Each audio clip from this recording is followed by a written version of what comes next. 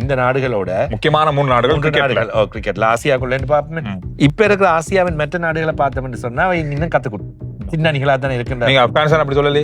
ஆப்கானிஸ்தான் மற்ற அணிகளை சொல்லுவேன். பங்களாதேஷ் அப்படி சொல்லலே? இல்ல. கிரிக்கெட்டை பொறுத்தவரையில் கிரிக்கெட் நிர்வாகம் என்று பார்க்கின்ற வேளையில் இந்தியா என்னென்றால் இந்தியா இப்பொழுது இந்தியா சப்போர்ட் இந்தியாவுக்கு சொல்றீங்க. ஐயோ, நான் இந்தியா சப்போர்ட்டரே இல்லப்பா. நீங்க அப்படி எல்லாம் யோசிச்சிடாதீங்க. நான் எப்பவுமே எந்த நாட்டுக்குமே சப்போர்ட் பண்ணது இல்லை. எப்படி இருக்கீங்க? நல்லா இருக்கிறோம். எல்லோரும் நல்லா இருப்பார்கள் நம்புகிறோம். ஆசிய கிண்ணத்தினுடைய பல விஷயங்கள் புதுசா ஒரு நாளும் வந்து கொண்டு இருக்கு. எப்பப்ப போட்டிகள் நடக்க போகுது அப்படின்ற தகவல்கள் வெளியாகி இருக்கு. இந்த மாதிரியான பல விஷயங்கள் இருக்கு. இப்ப நாங்க ஆசிய கிண்ணம் பத்தி என்ன அப்டேட் புதுசா கொண்டு வந்திருக்கோம்?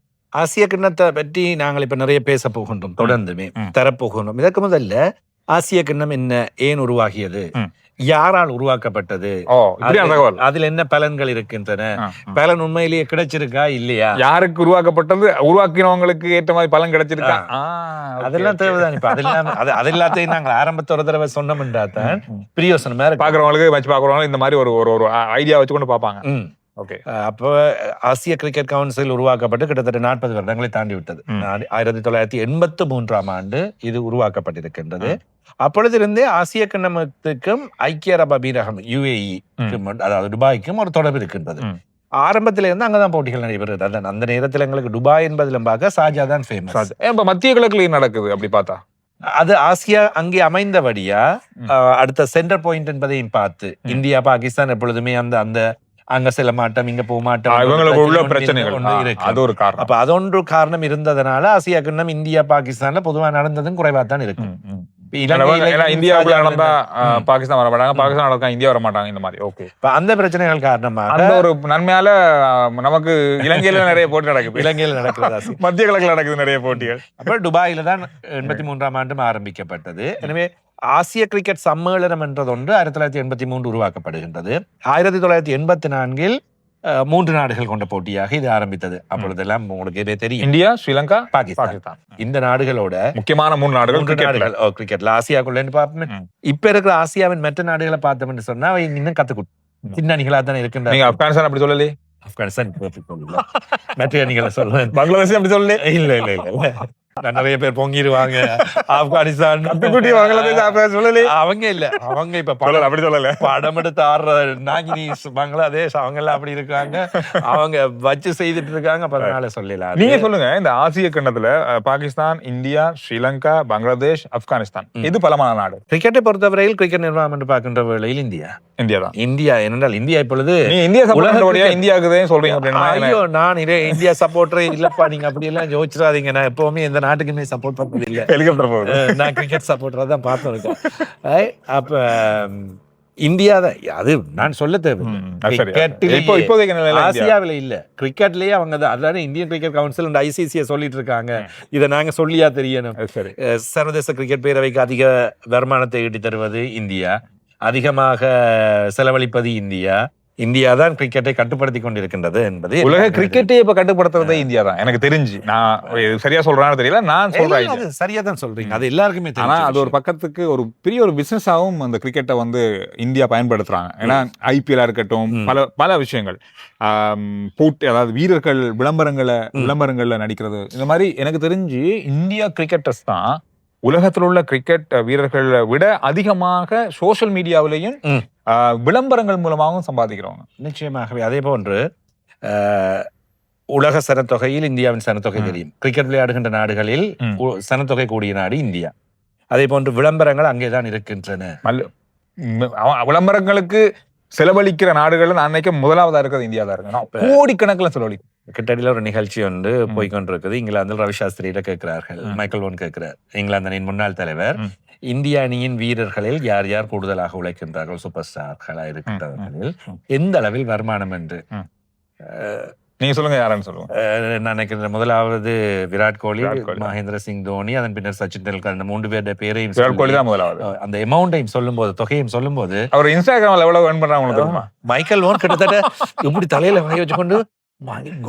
ஆனா தோனி அந்த விஷயத்துல பின்னுக்கு தான் இருக்காரு. ஏன்னா அவருக்கு எனக்கு தெரிஞ்சு அவரோட ஆக்டிவான இன்ஸ்டாகிராம் அவர் சோஷியல் மீடியா அதே போன்று ஈவன் டச் போன் இருக்கு தானே, அந்த விஷயங்கள்லயுமே கிட்ட ஒரு வீடியோலயுமே சொல்லி இருக்கிறார் தன் போன் பாவிக்கிறது சரியான குறைவு.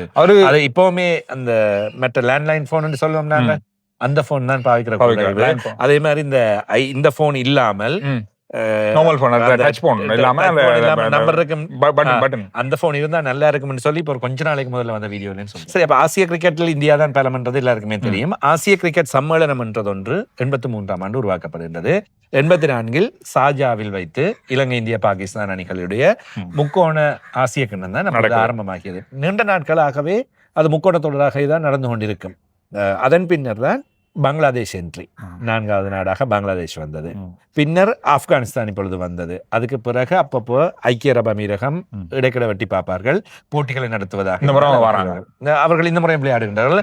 கடந்த முறை 2022 அங்கே விளையாடி வந்தவர்கள் இந்த முறை தெரிவுகான் போட்டிகளாக வைக்கப்பட்டுதான் ஓமான் மற்றது ஹாங்காங் ஆகிய நாடுகளும் வந்திருக்கின்றன. ஹாங்காங் ஒரு மிக முக்கியமான போட்டி தொடரில் விளையாடுகின்றது. இதுதான், அதாவது உலக கிண்ணத்துக்கு அடுத்தபடியாக சர்வதேச ரீதியில் நடைபெறுகின்ற பெரிய கிரிக்கெட் தொடர் ஆசிய கிண்ணம்.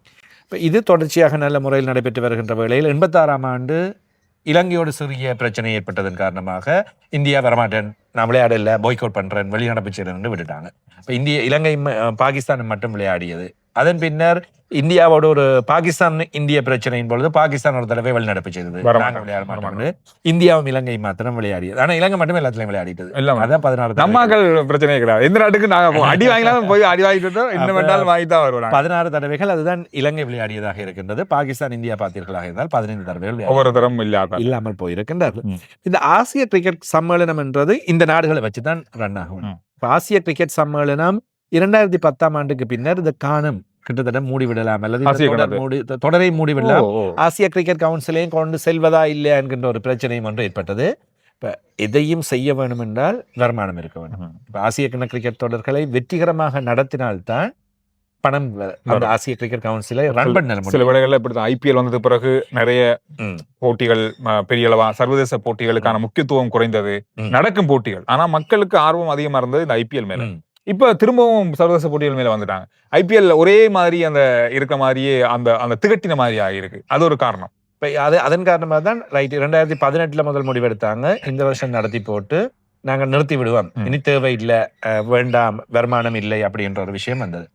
2022 பின்னர் மீண்டும் சரி பரவாயில்லை, மீண்டும் ஒரு தடவை செய்வோம், இது சரி வராவிட்டால் செய்யறதா தொடர்றதா இல்லையான்றதுக்கான முடிவுண்டு வைத்தார்கள். 2022 பணம் கொட்டுன்னு ஆசிய கிரிக்கெட் சம்மேளனம் மீண்டும் உணர்ச்சி பெற்று காசு மணி எல்லாம் வந்ததுக்கு பிறகு இதுலயுமே சந்துரு நாங்க சொல்லலாம் இந்தியாவின் வகிபாபகம் என்பது முக்கியமாக இருக்கு. ஏனென்றால் அதற்கு அனுசரணையாளர்களாக வந்தது அநேகமாக இந்திய நிறுவனங்கள்.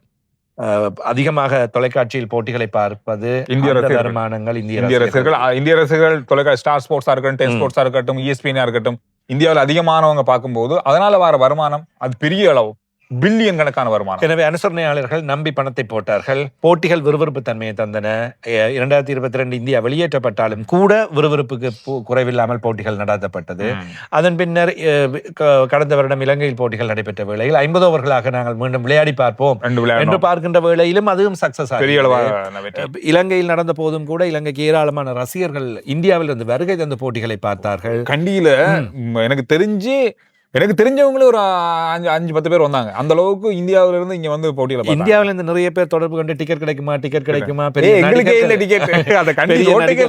பெரிய நடிகர்கள் சில பெயர்களை சொல்லி இவர்கள் டிக்கெட் கேட்கின்றார்கள், எடுத்து தர முடியுமா, டிக்கெட் எடுக்காம விட்டுட்டுமே என்று சொல்லக்கூடிய நிலைமைகள் கூட அந்த அளவுக்கு இருந்தது. எனவே அந்த அளவுக்கு பிரபல்யமாகியது. எனவே மீண்டும் ஓகே ஆசிய கிண்ணத்தை நடத்தலாம் என்கின்ற ஒரு நிலைமை வந்தது. எனவே அந்த காலங்களில் இந்தியா கிரிக்கெட் கட்டுப்பாட்டு சபையின் செயலாளராக இருந்த ஜெய்ஷா தான் ஆசிய கிரிக்கெட் சம்மேளனத்தின் தலைவராக இருந்தார். இப்பொழுது நம்மவர் சம்மி சில்வா இருக்கின்றார். எனவே இலங்கையில் தான் ஆசிய கிரிக்கெட் சம்மேளனம் இப்பொழுது இருக்கின்றது. 2009ஆம் ஆண்டு வரையில் ஐக்கிய அரபு அமீரகத்தில் துபாயில் இருந்தது. அது இலங்கைக்கு பின்னர் மாற்றப்பட்டது. இலங்கையில் மாற்றலாம் என்று இலங்கைக்கு அந்த அனுமதி வழங்கப்பட்டு இலங்கை கிரிக்கெட் நிறுவனத்துக்கு பக்கத்திலேயே ஆசிய கிரிக்கெட் சம்மேளனமும் இருக்கின்றது. அங்கே இயங்கிக் கொண்டிருக்கின்றது. சம்மி சில்வா இப்பொழுது தலைவராக இருந்து கொண்டிருக்கின்றார். எனவே இம்முறை ஐக்கிய அரபு அமீரகம் இந்த தொடரை நடத்துகின்றது. கடந்த வருடம் இலங்கையில் போட்டிகள் நடைபெற்றாலும் அதன் ஏற்பாட்டாளர்கள் பாகிஸ்தான். பாகிஸ்தான் அதற்கு முதல் முறை துபாயில் நடந்த வேளையில் இந்தியா இலங்கை ஏற்பாட்டாளர்கள் இந்தியா, துபாயில் இலங்கை, நடைபெற்றது. துபாயில் நடைபெற்றது. இலங்கை. இலங்கையில் பொருளாதார சிக்கல்கள், அணிகள் வர நம்ம லைன்ல நாங்க கியூ கட்டி நின்ற நேரத்துல கரண்ட் எங்களுக்கு மேட்ச் பாக்குறதுக்கு கிட்டத்தட்ட மேட்சுக்கு போனதும் அப்படித்தான். கியூ கட்டி ஏர்போர்ட்டுக்கு போறதுக்கு வானம் இல்லாம பொது பஸ்ல எல்லாம் போய் வந்து அது ஒரு காலம். எனவே ஆசிய கிரிக்கெட் போட்டிகள் என்றது இதுக்காகத்தான் வந்தது. அப்ப ஆசிய கிரிக்கெட் அணிகளை அபிவிருத்தி செய்யும் நோக்கோடு, வளர்க்கும் நோக்கோடு தங்களுக்கு போட்டிகள் வந்தால் ஆசிய கிரிக்கெட் சம்மேளனத்தை உருவாக்கி இவ்வாறு போட்டிகளை ஏற்பாடு செய்யலாம் என்ற நிலைமை இருந்தது. ஏனைய நாடுகளும் கூட சந்திரு இவ்வாறான போட்டிகளை ஏற்பாடு செய்திருந்தார்கள். ஆனால் அந்த சங்கங்கள் தொடர்ந்து சிறப்பாக செயல்படவில்லை. ஆப்பிரிக்கா, அதாவது தென்னாப்பிரிக்கா, ஜிம்பாபே, அங்கே இருக்கின்ற ஏனைய நாடுகள் சேர்ந்து விளையாடினார்கள். அதன் பின்னர் ஐரோப்பாவுக்குள் இங்கிலாந்து மாத்திரமே இருக்கின்ற காரணத்தினால் பெரிய அளவில் ஏனைய அமைப்புகளை உருவாக்கி கொள்ள முடியவில்லை.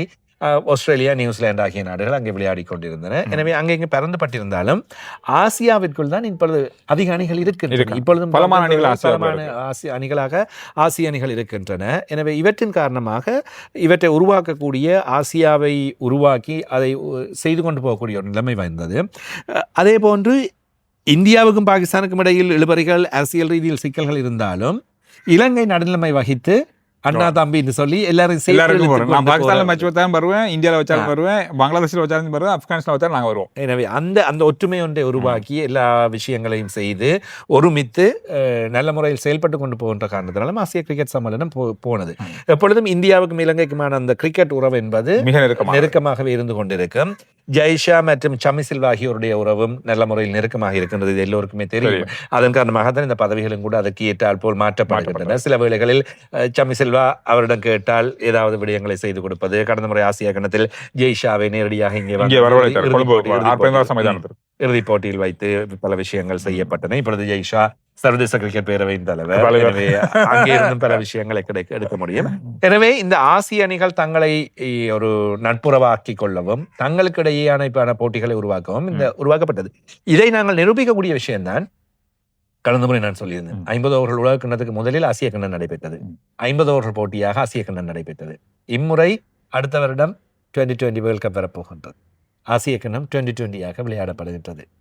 எனவே என்ன விஷயங்கள் தேவையோ அவற்றை நாங்கள் செய்து கொண்டு ஒரு ஒற்றுமையாக ஆசிய வலயத்தை சேர்ந்த நாங்கள் செல்கின்றோம் என்பதை காட்டக்கூடியதாக இருக்கின்றது. இந்த வீடியோ உங்களுக்கு நிறைய விஷயங்களை, நிறைய தகவல்களை தந்திருக்கோம் அப்படின்னு நாங்கள் நம்புறோம். இன்னும் நிறைய விஷயங்கள் இருக்கு. ஆசிய கண்டம் பற்றி இன்னும் தெளிவா இன்னும் பல விஷயங்கள், நாளுக்கு நாள் வர புது விஷயங்கள் எல்லாமே கொண்டு வருவோம் அடுத்த வீடியோக்கள். இனி நாங்கள் அணித்தெரிவுகள் எதிர்பார்க்கக்கூடியதாக இருக்கும். இலங்கை தொடர் இப்பொழுது நிறைவுக்கு வந்ததன் பின்னர் இலங்கையில் நடைபெற்று வருகின்ற போட்டித் தொடர் நிறைவுக்கு பின்னர் ஜிம்பாப்வே மற்றும் ஆசிய கண்ட அணிகளுக்கான அறிவிப்பு வரும். அநேகமாக மிக விரைவில் இந்திய அணியின் அறிவிப்பு வரும். பாகிஸ்தான் இப்பொழுது மேற்கிந்திய தீவுகளோடு விளையாடி வருகின்றது. அவர்களுடைய போட்டிகள் நிறைவடைந்ததும் பாகிஸ்தான் அணி அறிவிப்பு வரும். பங்களாதேஷ் எவ்வாறு மாற்றம் செய்ய போகின்ற பல விஷயங்கள் இருக்கு. அதே மாதிரி ஹாங்காங் அணிக்கு நம்மவர் ஒருவர் பயிற்றுவிப்பாளராக போயிருக்கின்றார். இலங்கையைச் சேர்ந்தவர் கௌஷல் சில்வா பயிற்றுவிப்பாளராக நியமிக்கப்பட்டிருக்கிறார். எனவே அப்படியான விஷயங்கள் எல்லாம் இனி வருகின்ற வேளையில் நாங்கள் அவை பற்றியெல்லாம் இன்னும் பேச போகிறோம். சில வேளைகளில் ஹாங்காங், ஓமான் அணிகள் அறிவிக்கப்படுகின்ற வேளையில் இலங்கை இந்திய வீரர்கள் அதுக்குள் காணக்கூடிய வாய்ப்பு இருக்கலாம். ஐக்கிய அரபு அமீரகத்தில் கடந்த முறை விளையாடுகின்ற வேளையில் போய் விளையாடுறாங்க தமிழ் வீரர்கள். ஐக்கிய அரபு அமீரகத்தின் தமிழ் வீரர்கள், சென்னை பையன் ஒருவர் பந்து வீசி சிறப்பாக பேசப்பட்டவர். இப்படி பல விஷயங்களை நாங்கள் உங்களுக்காக கொண்டு வரவிருக்கின்றோம். நன்றி, வணக்கம். அடுத்த வீடியோவில் சந்திக்கலாம்.